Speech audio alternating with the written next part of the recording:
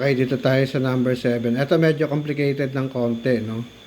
Meron ka munang kinakailangang tapusing operation bago ka pwedeng maglipat, no? From left or right side of the equation. For example, this one, no? Let's read the equation. 4 times quantity x minus 3 minus 3 times quantity x minus 4 equals 5 times quantity x plus 2 plus 6. So, may unfinished operation dito, no?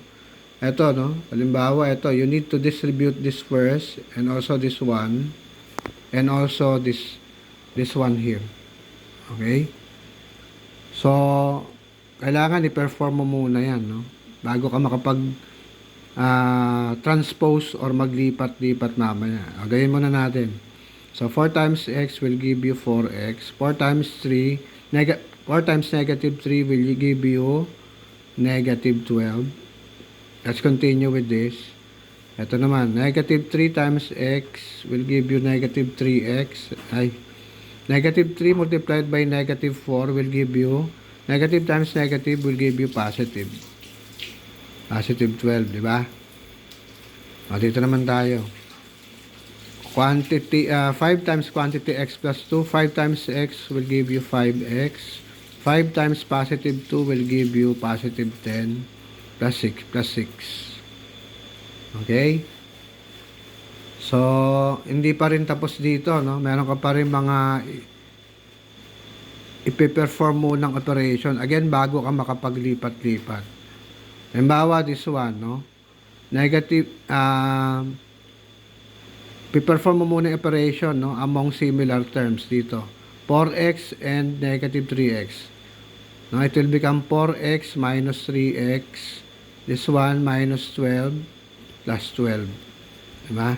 I-rearrange mo para hindi ka malito. Ito naman, 5x, 10 plus 6, magiging ano na, plus 16. Diba?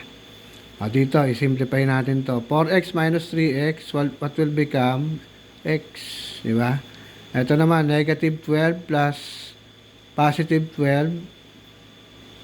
Magkaibang sign, it's like,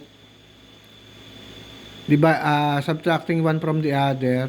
Ang sagot mo rito, 12, negative 12 plus positive 12, 0 yan, diba? So, that is equivalent to plus 0. No? Equals 5x plus 16. So, ito, x is equal to 5x plus 16. Dito, ano gagawin mo muna? Sama mo ulit itong 5x dun sa kapareho niyang may variable na x. Lipat mo rito. Diba? So, pag nilipat mo, that is positive, it will become negative. Diba? Negative 5x is equal to 16. Okay? Again, no? It will become, pag transform natin to, we transform subtraction to addition and we change the sign of 5x to negative 5. Okay? So, ganyan, no? 16. Adding numbers of different signs, subtract the smaller number. Ito understood na 1, di ba? From the bigger number, 5 minus 1 will give you 4, di ba? What will be the sign? Kung ano yung sign ng bigger number, no? Between 5 and 1, ano yung bigger? Yung 5. Ano yung sign ng 5? Negative. So, negative 4x yan, no? Is equal to 16. Again, no? Ang nahanap natin is x, hindi naman negative 4x. So, to convert negative 4x to positive x, divide mo lang by negative 4. Diba?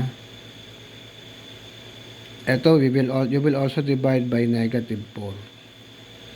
Negative times negative, negative divided by negative, the answer will be positive. Okay.